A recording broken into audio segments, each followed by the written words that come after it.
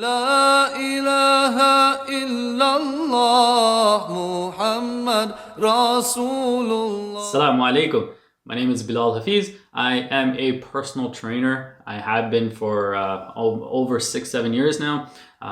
You can find me online on social media at Instagram or Facebook at Stronger with Belal. I spell it with an E, not an I, so just so you don't get confused. Also, we have a book called The Healthy Ramadan Guide, inshallah, to help you have a healthier Ramadan. Both my wife, Nazima, who is a registered dietitian, and myself wrote. Inshallah, if you would like to get one, thehealthymuslims.com. So today we're here to learn about how to be able to be active during Ramadan. Now, the biggest thing is in Ramadan is obviously making sure that your workouts aren't having a negative effect on your fasting, because it can if you don't do it right. So what I want to do is go through today and helping you stay active, right? And telling you and showing you the benefits behind being able to, behind staying active rather. And on top of that, how to be able to do it right. So that way your fast actually gets better and you actually do better during your fast rather than hindering it in any way, right? So the first biggest question I always get from everybody is, there's always two questions. The most popular question is, can you work out during Ramadan? And then the second most popular question is, when can you work out during Ramadan? So I'm gonna make sure I cover both of them. The first one, can you work out during Ramadan? Yes, you can. Now it comes down to how you work out. Some will still use this time to go very, very intense. And that's something I don't recommend because it will get you tired. But if you stay within a right balance, you can actually have a significant boost of energy, right? So to go into the benefits of working out correctly during this time, like I said, it's going to have a significant increase in your energy levels. Now, that's usually counterintuitive to what most people know. Most people think of a workout as something that you're going to be exhausted, you're going to be drained of your energy, you're going to be tired. Rather, it's actually the complete opposite. A good workout should actually give you a boost of energy, especially during this month, right? The goal is to try to be as energized as possible in the sense where it's going to allow you to do more ibadah and to allow you to focus more on the goals that you have set before Ramadan begins. Now, inshallah, working out will actually help you get a little bit of a boost of energy. So inshallah, that's obviously I'm going to be focusing on that primarily. It's also going to help you improve your strength and mobility, right? Now, you're not going to be able to get super strong during this month. However, you can still maintain your strength during this time, right? Making sure you're not getting weaker, because the last thing you want to do is get hurt or get injured. And on top of that, preventing kind of any sorts of aches and pains from coming up. So that way you're able to stay strong throughout 30 days. On top of that, mobility. Mobility is something super important and often neglected. And it's something I'm going to go into detail with regards to. And it's to make sure that you're getting rid of the lower back pain, you're getting rid of the feet pain, you get rid of the shoulder aches and pains that you may get, and knee and so forth, because we're going to be sitting for a longer period of time, we're going to be standing for long periods of time. So you want to make sure you're not having any sorts of aches and pains coming in the way, refraining or stopping you rather from being able to pray for longer period of times, or read Quran or Sarit Salah and so forth for longer period of time. Now, on top of that, cardiovascular health. Obviously, heart health is super, super important. Weight loss, minimizing aches and pains, like I said before, reducing stress and mental health. Now, this is something that a lot of times people take for granted, is the positive effects that working out and being active has on your mental health, right? It's important to remember, say if you want to look at it from a holistic perspective, right? If you look at, say, 4 different parts, right? So you have your physical fitness, you have your nutrition, you have your mental health, and you have your spirituality. It's super important to make sure we keep all 4 intact. One without the other, it's not as it's not the direction you necessarily want to go, and you want to make sure you're focusing on all 4, especially those 3 when it comes to mental health, nutrition, and fitness, right? You can focus on your fitness all you want, but if you negate your nutrition, you're not going to get the same results.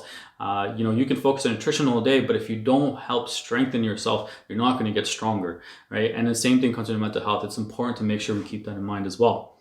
Now, how to stay active during this time, and it's something that a lot of people, and especially the younger guys, have a hard time understanding that during this time, you don't want to go intense, right?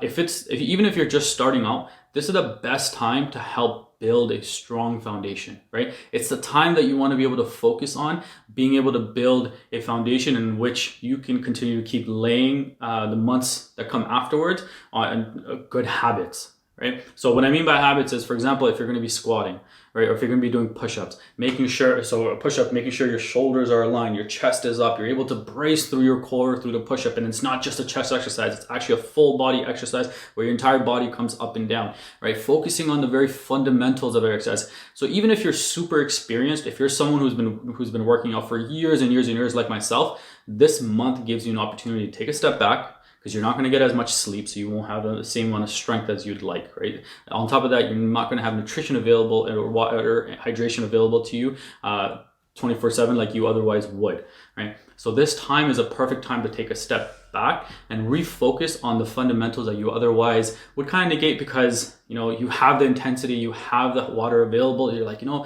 just going to push myself. Now you can take a step back on making sure your knee is stable, making sure you're mobilizing your ankles, making sure you're focusing on mobility and strengthening your core. So that way, when Ramadan is done, you're going to actually be stronger, right? You're actually going to feel better. And when you do go into lifting heavy again, or when you do go into those intense exercises, you're going to have less chance of getting hurt as well, right? And on top of that, the level of intensity that you raise will drain you. So the one thing is, you do want to lower your intensity slightly, so that way you can focus more on your ibadah as well, but you still want to be active to make sure that you're still getting results in the same time. The one thing research has shown us is that, thanks to soccer players in Europe and the amount of Muslims that play in various soccer leagues around the world, a lot of research has been done showing the benefits and so forth of fasting. Now, one thing is, during this month, your 1 rep max, so what's it called? It's a 1 RM. So you're trying to lift something heavy just one time, super, super heavy, just one time, and seeing what your maximal strength is, right? So if you think of lifting a heavy object off the floor, like a deadlift, trying to just lift it super heavy, just one time off the floor, your maximum strength.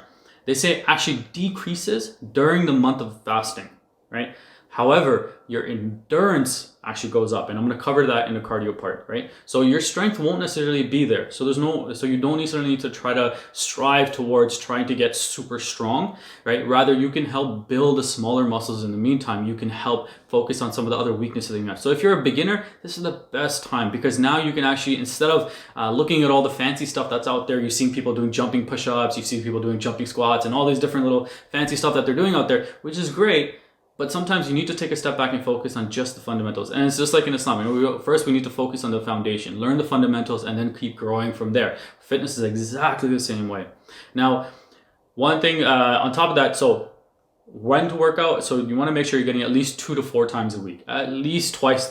2 is minimum, right? 4 is a good number to be around. So for me, during Ramadan, I'm usually around 4, right? And then the other days I have my cardio and so forth. And then I'll go into times as well.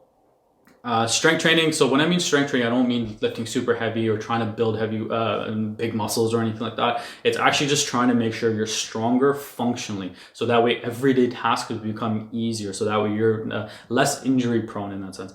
Core instability, making sure we're strengthening our core. We're stabilizing our core, right? But what I mean by core, so what's considered your core is anything that wraps around your spine. So stuff like, your abdominals, your side obliques, even your lats, so your big back muscles in the back, and then even your glutes, right? So your rear end, your glutes is super, super important on stabilizing your spine, on keeping you safer. So that way, when you are sitting for a long period of time and your lower back starts to tighten up, a lot of times it's because you don't have the endurance to keep holding that position, right? And what ends up happening is most people end up hurting their lower back. It's not because your lower back is what's the problem.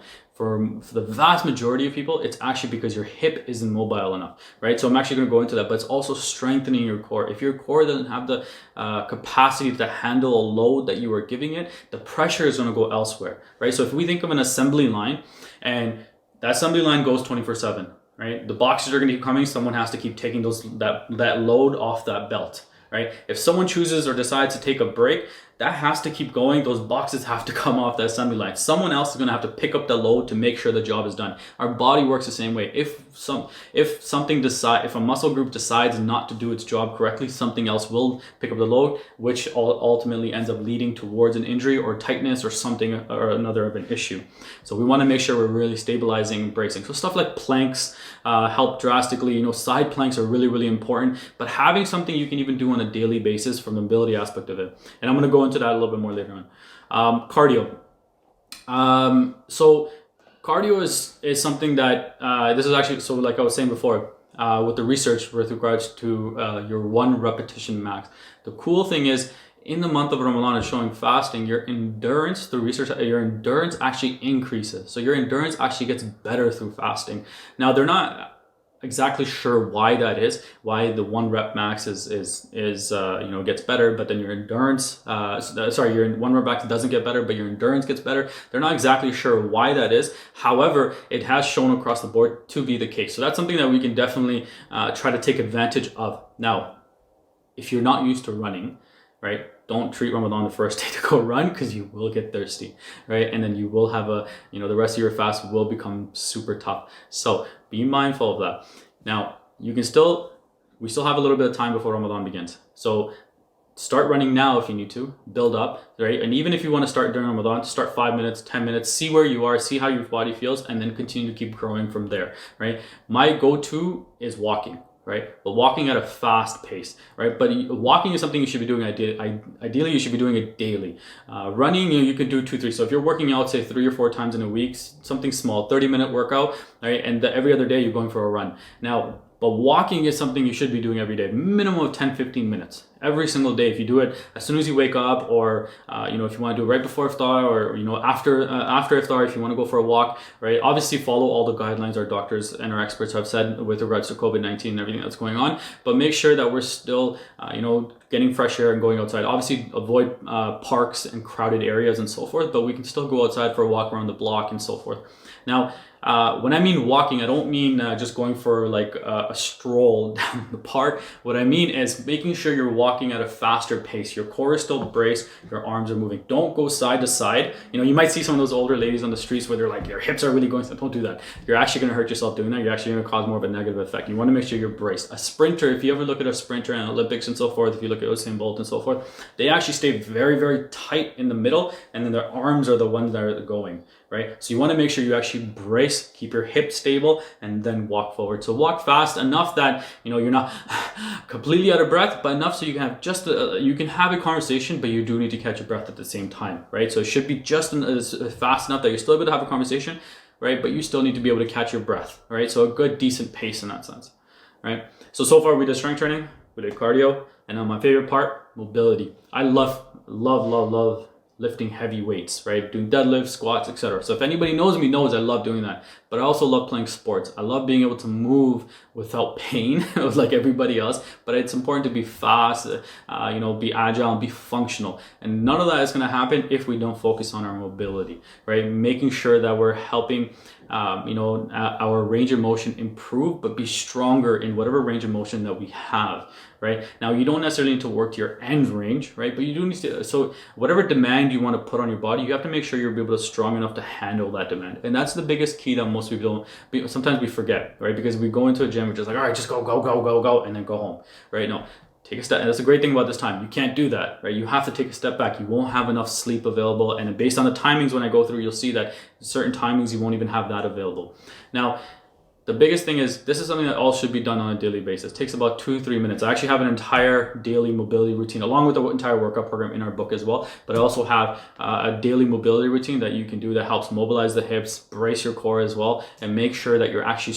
And the great thing is, it actually gives you a boost of energy. It gives you a little bit of a pop in your step, right? Where you actually feel better, you're feeling more energized, you feel looser. If you guys have ever gone for like a stretch or massage, it's basically how it feels, where you're like, oh, this feels good. I'm like ready to go, right? And it's a good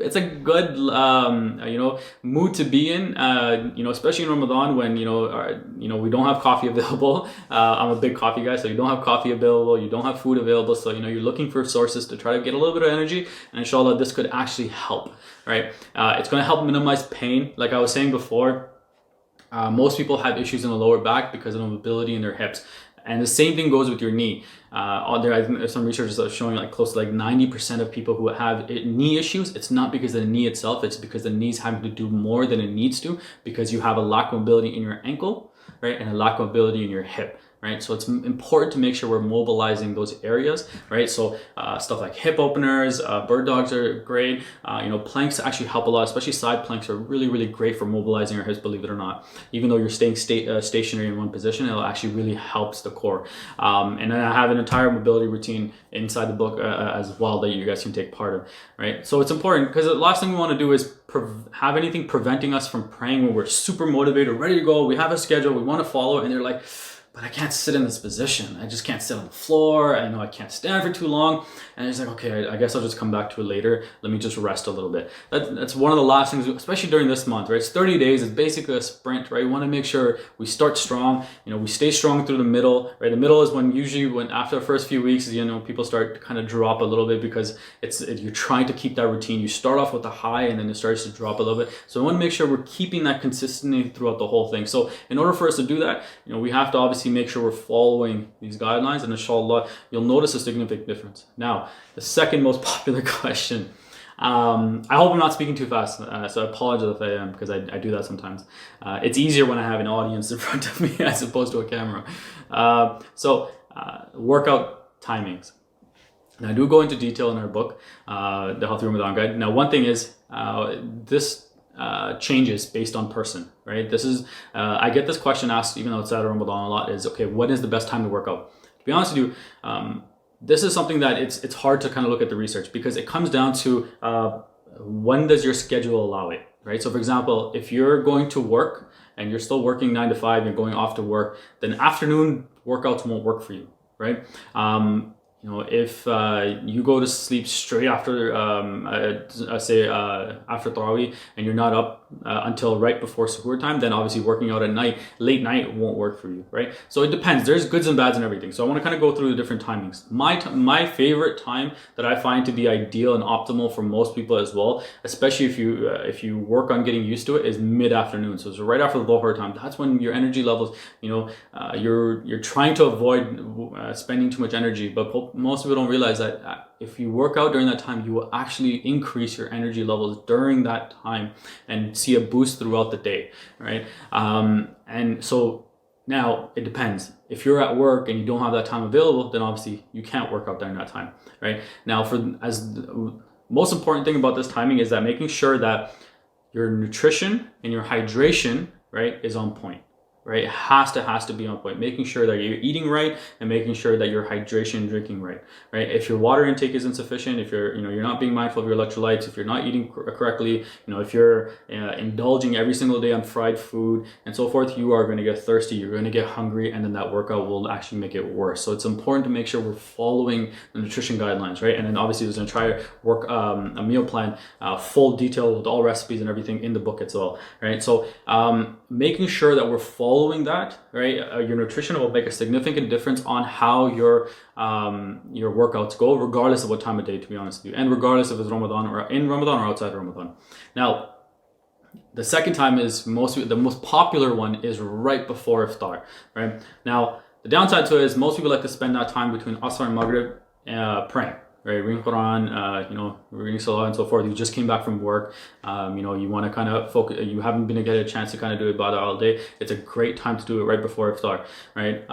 So that's one of the downsides. The good thing is you're gonna have food and water available to you, right? Another thing is you might get a little bit more tired in that time because it's right in the stretch, right near the end of the fast. So you might have a lower level of energy. So that's another reason why it might not be the best. But again, it might be when you're available, right? It might be when you're able to go, right? So then that's perfectly fine, and you're gonna have food and water available to you, right? However, you don't need to worry about your post-workout meal or your post-workout shake. So for example, if you work out in the afternoon, right, the vast majority of research shows time and time again that you don't need food and water within the first hour, or your muscles start to break down or any of that stuff. No, that was debunked a long time ago, where people think that, you need to have protein shakes and so forth right afterwards. No, that's not true. The only research that supports it is the ones that are usually funded by supplement companies, rightfully so. Nothing against supplement companies, but they have a product to sell, so the best way to do it is to tell you need it right after a workout. So that's one thing to keep in mind. You don't need food and nutrition right away. You can actually go hours and hours and hours. And for example, myself, I actually get great results in the month of Ramadan, and I've train in the afternoon right after Dhuhr, and I don't eat till iftar. And most of my clients actually fall under the umbrella as well. The vast majority of my clients actually do try to work on afternoon if they can. Obviously, iftar is then right before iftar, most of my clients will be working out, obviously. And then the other timing is basically after iftar and anytime before suhoor. Now, because there's no tarawih, doesn't seem like there's gonna be tarawih, unfortunately, obviously, which is heartbreaking to even just say. Obviously that time will now become available, I guess, right? Because we won't be inside masajid praying during that time, but usually that time wouldn't necessarily be available because we'd be praying. By the time we get home, it gets late, then you got to go to sleep and so forth. So this year our sleep will actually be significantly better, right? Because we'll be able to go sleep a little bit earlier.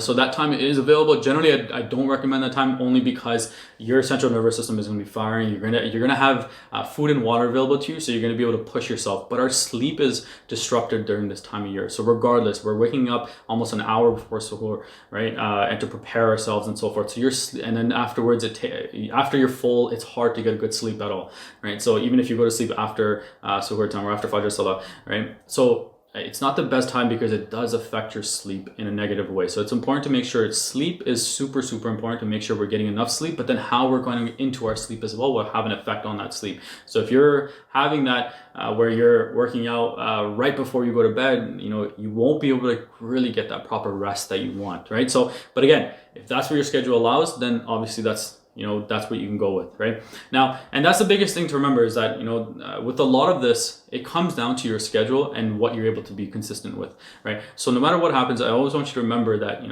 enjoy the workouts, right? If the second you make it into a chore, you're not going to be consistent, right? Find something that you enjoy. So if you want to take part in the workout program that I have in the book, right? We have PDF workouts available as well, so you can print it out and have it with you where you're working out, so you don't have to carry the book around, right? And then, but same thing with the meals and so forth. Find something you're going to enjoy. It's a great time to really get results when it comes to physical fitness as well, but you can use it to really help your spiritual aspect of it as well, right? Help you with your attention, help you with being able to sit for a long period of time, help you kind of take a lot of the distractions away, because it helps kind of allow you to focus, because you understand, okay, the workout will help kind of alleviate a lot of stress that you may have as well, right? So,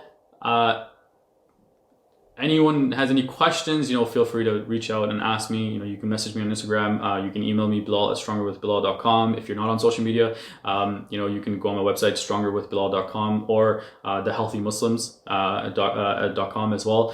Or my wife's, you can reach out to her if you have any questions as well. Nutrition by Naz or Nutrition by Nazima is her website, but then we're actually transitioning everything towards thehealthymuslims.com. So, and then you can get our book, The Healthy Ramadan Guide. It's the very first print edition. There is no other print edition available. It is the very first one of its kind. It's the only one of its kind as well. And we really, really tried our best to make sure we provide you guys with the best resources and the best research, and as well as something that's really easy to follow. It has an entire schedule, has great pictures taken as well of the recipes and so forth. It has an entire food list as well, entire workout program, mobility, etc. And everything that we covered today is covered in detail in the book as well. Inshallah, you all benefited from this talk. Please keep us in your du'as. Inshallah, you're all staying safe. Jazakumullah khairan. Assalamu alaikum. لا إله إلا الله محمد رسول الله.